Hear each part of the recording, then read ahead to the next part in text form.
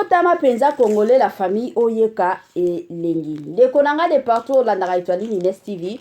Soki yo de ton côté, ozana yo congolais te, oza congolais te, na osenga na yo mbala sima sala effort ozala congolais pour que oyoka elengi o biso ba congolais bandeko na ngai toyoka kana ndenge moko ya bien. Na Congo na biso soki mutu akoli, soki mutu aza déjà na ba 60 ans, 70 ans, 80 ans, ba monike aomona na neti mukolo, mona batu bakoya balobi, mama oyo peto papa oyo pe azo mitika tika boye pourquoi? Tala kutu âge na ye, tala ndenge azo mona na mukolo moko ya kala, et pourtant azalaka ta mukolo te.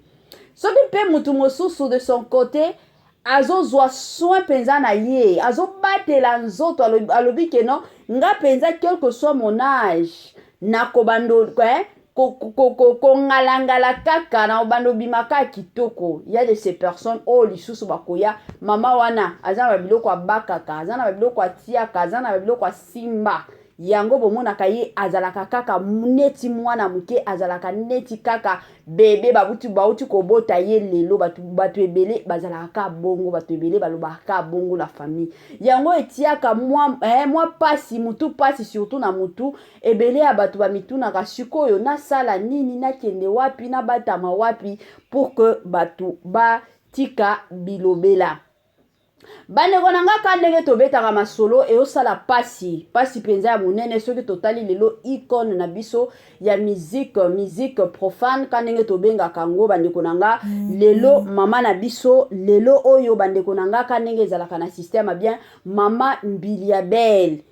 Mama na biso oyo azalaka na vakutu ya kitoko soki azoyemba bandeko nanga eza na batu mosusu mona soki mama Mbiliabel azoyemba moi char de poule ezokota batu mosusu soki mama Mbiliabel azoyemba ko bineke zongi bandeko nanga lelo oyo ekomeli mama na biso Mbiliabel ekomi kosala pasi ya makasi ekomi kosala pasi penza pe mawa. Ebele batu bakoya kotuna nga mama Etoiline eza nini lisusu na mama na biso Mbiliabel. Bino moko boyebi mama Mbiliabel ayaka toujours na makambo. Sikoyo ya tout oyo mama Mbiliabel aye na makambo te, mais makambo nde eye kolanda mama na biso Mbiliabel. Toyebi te na makambo oyo bandeko nanga ekotambola ndenge nini, ekokende pe ndenge nini, ekosuka pe ndenge nini, wana penza nde kote nanga na omituna. Parce que nga personnellement ekomi kolekela nga personnellement ekomi kosala nga moi pasi penza ya mingi pasi penza ya munene na motema. Mama 2024 Gavker to yelibino solution pour ba problème ya trompe, fibrome, myome, kyste, règle abondante. Gavker to zalina solution. Yo oyo okota ménopause atana 65 ans na Gavker oko simba mwana ebongo oyo etali fertilité masculine. Ba papa to bosani binoté, faiblesse sexuelle, éjaculation précoce, insuffisance des spermes, topé agrandissement de pénis. Posa ya mwasi ekima Kimobali etelemaka bien te awa yoka yango etelemi ebongo oyo etali loposo vergeture babengi nduta bouton tache acné Gavker ba produit ya solo teint uniforme na 5 jours ya pamba oteli talendenge bimi kitoko na feti tozali na gamme complet ya kopakola ya injection ya comprimé na ya suppositoire. Ozali na problème ya hémorroïde interne topé externe papa mama kaka na 2 jours ya pamba omoni changement total. Pour la maladie ya tension, diabète, AVC, topé, obésité, lobiko ezali perte de poids sans okota salle de sport. Kisi ya injection pe comprimé na Gavker bikalibela olingi okima suki pe mandefu ya pembe benga biso na lombango po awa tozali na solution moko durable. Ba produit na biso nyonso ezali 100% naturel pe esalemi na ba plante na ba industrie ya Angleterre pe Allemagne. Benga biso na numéro oyo plus 44 74 05 65 35 48. Gavker solution ya santé na yo.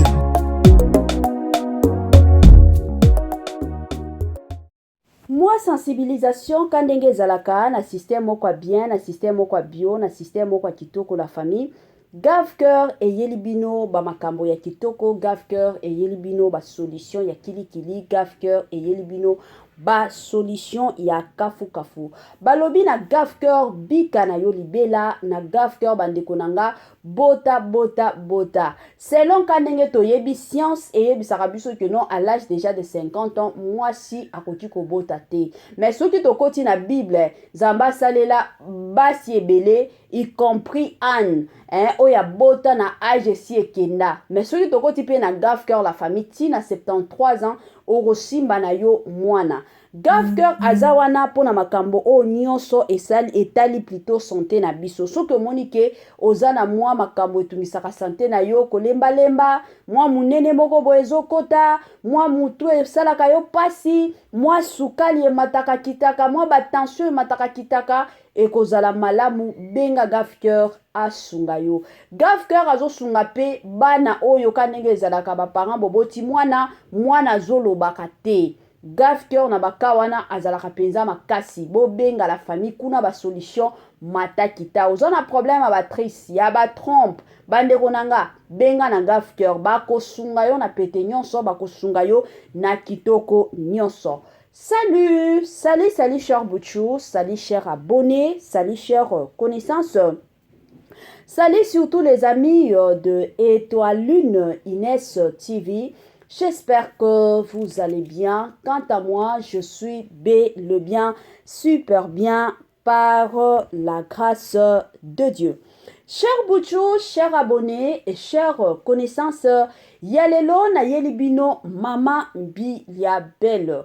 Mama Biliabel kandenge na lobaki moko na biso icône penza ya mboka na biso bandeko na ngai. Soki tozo lobela musique profane ya basi. Wana déjà to mona ka mama na biso Biliabel aza parmi basi oyo bayembaka ba musique profane na kitoko nyonso. Siko nini ezoleka makambo nini esali ke Étoile Inès TV lelo aya kobeta masolo. Avant na kota na mwa mozindo ekozala mwa bien na ya nanu ko sensibiliser batu nyonso ya sika.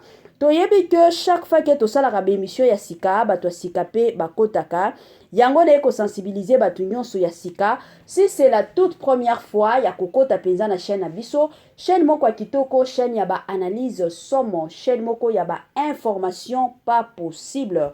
Je vous prierai surtout de vous abonner massivement. Abonnez-vous. Cliquez aussi sur la cloche de notification pour surtout recevoir les nouveautés de notre chaîne. Aimez la vidéo, la famille, commentez et partagez. Et que ça, la biso, oyo penza tolobaka na biso chaque jour, chaque minute. Congolais partout oyo zali na monde entier, offre oyo ezali spécial pour na yo parce que ozali mwana mboka, mabele ya mboka batekelaka ngo bapaya te.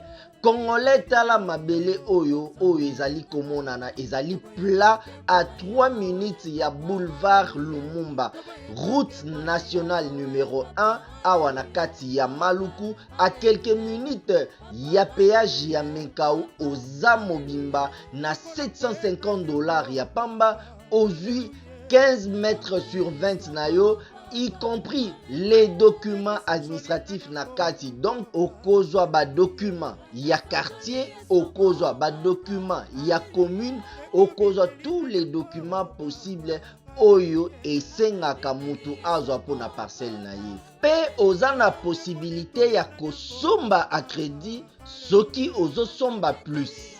Ah oui, tolobaki te, tolobi bien, y compris les documents.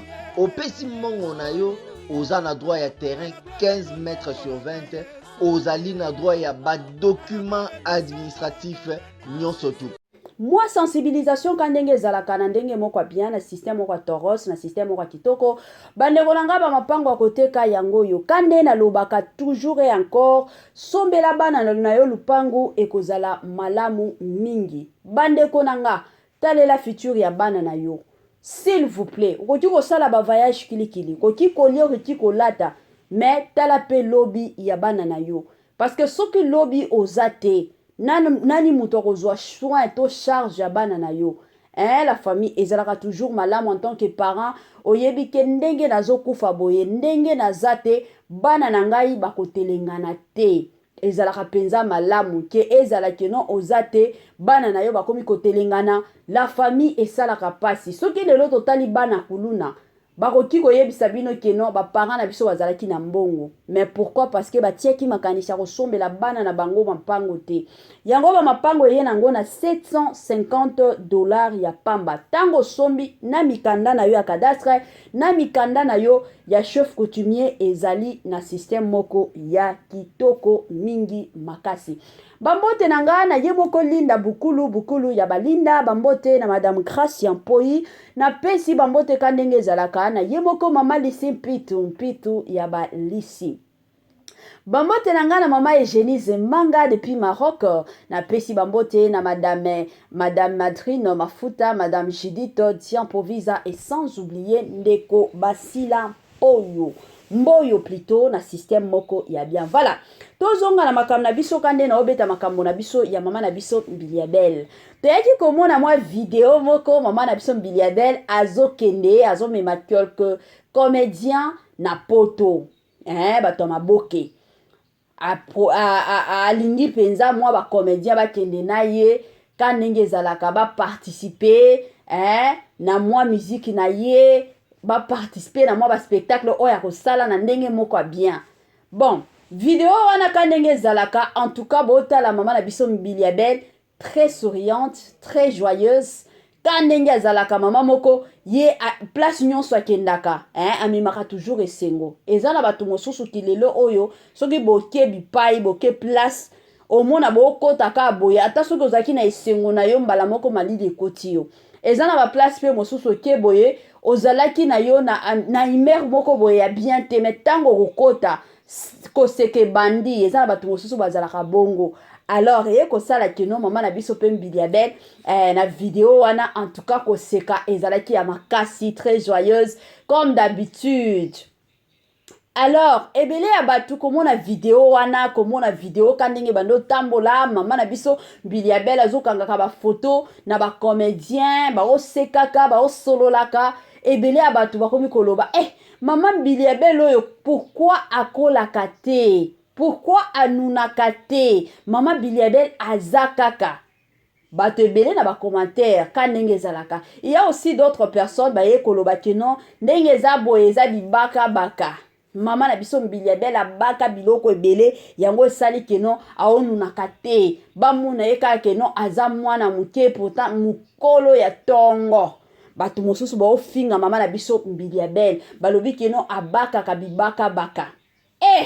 la famille mokili ezanga mawa mokili penza ezanga mawa la famille na oyeba te na oyeba te eske boyebi ke na mokili oyo eza na bato mosusu ti babota okoki kondima te ke non mwasi wana bota to mwasi wana bota te eza na basi mosusu baza bongo eza na banzoto mosusu bazalaka soki ka akomi kobota ata soki nzoto na ezalaki ya moke ata soki elongi na ezalaki ya moke vike mutu akomi na ye kobota omoni ka elongi moko ya kimukolo ebimi omoni mwa nzoto munene ekomi kokota et surtout soki oza mutu te keno olandelaka nzoto na yo parce que y a de ces personnes ye soki aboti si faut kolia 5 boules à fufu mwasi aoliaka 5 boules à fufu alamuki na tongo alie soki lipa soki 4 soki 5 tango tokoma 11h wana aluka loso tango tokoma 15h 5 boules à fufu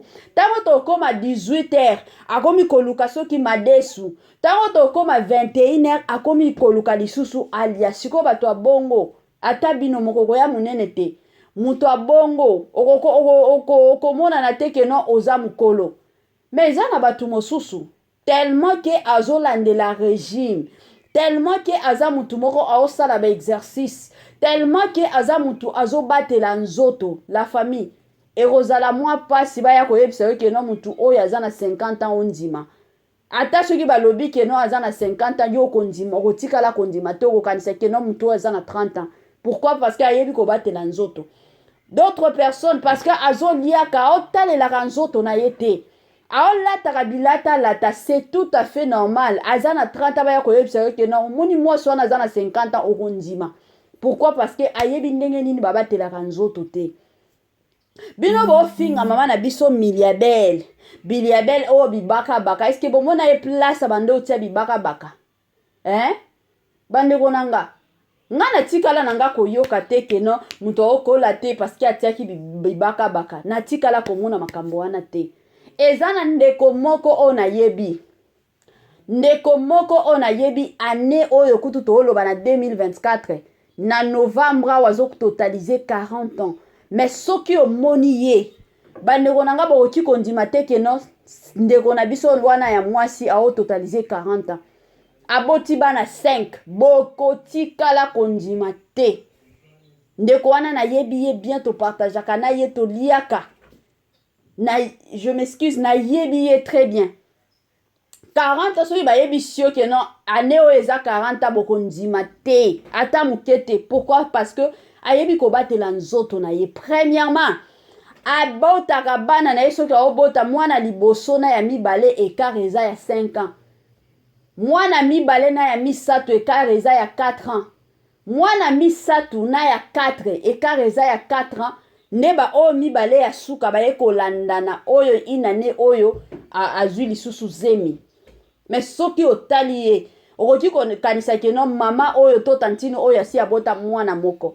Pourquoi? Parce que azalaka na temps kobatela nzoto, aza na ba régime asalaka, aza na babiloko oyo ayebi ke non nakoki kolia oyo oyo nakoki kolia te. Discipline na nzoto esungaka ebele ya batu. Soki oza na discipline na nzoto to yo oza kaka nyonso fo olia. Yo tala kaka libumu etonda na tonda ifo na lia 5 bula fufu 10 bula fufu mwasi mobimbo olia ka ba 10 bula fufu ata yo moko kosokola kutu malongo ozokoka te. Mutu azalaka ata soki oboti tala mwa bilamba nini ukotia na nzoto na yo soki omoni ke forme nanga to taille nanga ya nzoto na bilamba oyo kosimba lisusu te. Ba bilamba wana balataka ngo te. Balataka bilamba oyo yebi keno oyo ekokende bien makasi na nzoto nanga. Mais soki omoni keno elamba oyo ekokende bien na nzoto nanga te, pourquoi kotia yango na nzoto? Yango batu mosusu omona akomi donc soki omoni ye okanisi kaka keno mama mobimba koko ya kala. Mama biliabel oyo to omona ayebi kobatela nzoto.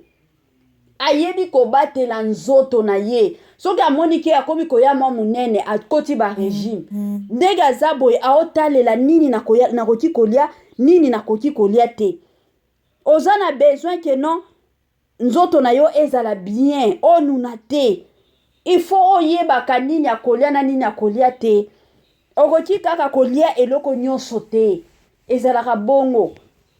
Mama na biso biliabel abaka bibaka bakate. Atia bitia tia te. Eza kaka ndenge ya kobatelaka nzoto. Ozala keno aussi oboti, ozala keno aussi oboti te. Soki Congolais partout oyo ozali na monde entier, offre oyo ezali spécial pona yo parce que ozali mwana mboka, mabele ya mboka batekelaka ngo bapaya te. Congolais tala mabele oyo ezali komonana ezali plat à 3 minutes ya boulevard Lumumba, route nationale numéro 1 awa na kati ya Maluku, à quelques minutes ya péage ya Menkau oza mobimba na $750 ya pamba ozui 15 mètres sur 20 na yo, y compris les documents administratifs na kati. Donc okozwa ba document ya quartier, okozwa ba document ya commune, okozwa tous les documents possibles oyo esengaka mutu azwa pona parcelle na ye. Pe oza na possibilité ya kosomba a crédit soki ozosomba plus. Ah oui, tolobaki to tolobaki te, tolobi bien, y compris les documents. Opesi mongo na yo, oza na droit ya terrain 15 mètres sur 20, ozali na droit ya ba document administratif nyonso tu.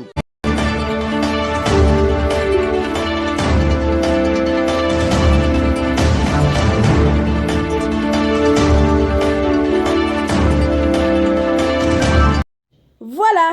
Oh, suka penza émission na biso la famille. Ka ndenge toloba, botika mama na biso biliabel kimia. toyeba ndenge nini ya kobatela banzoto na biso. Mwasi aliaka pamba te. Mwasi ezalaka toujours malamu otalaka elamba nini kotia na nzoto, otia biloko ni otala biloko nini okoki kolia. Mwasi aliaka 10 bula fufu te. Mwasi aliaka 5 bula fufu te. Soki eza na basi o baliaka ba 5 bula fufu, en tout cas totika bongo. Mwasi aliaka pamba te. Mosusu na basi o bamelaka masanga pe esalaka keno libungu na biso basi evimbaka. Yo mwasi ovandeli masanga, mwasi ya libala vandelaka masanga te, ozala mwasi ya libala, ozala mwasi ya libala te, masanga ezalaka pona basi te. S'il vous plaît, na ndenge moko ya bien. La famille tokomi na suka, wana tokomona na li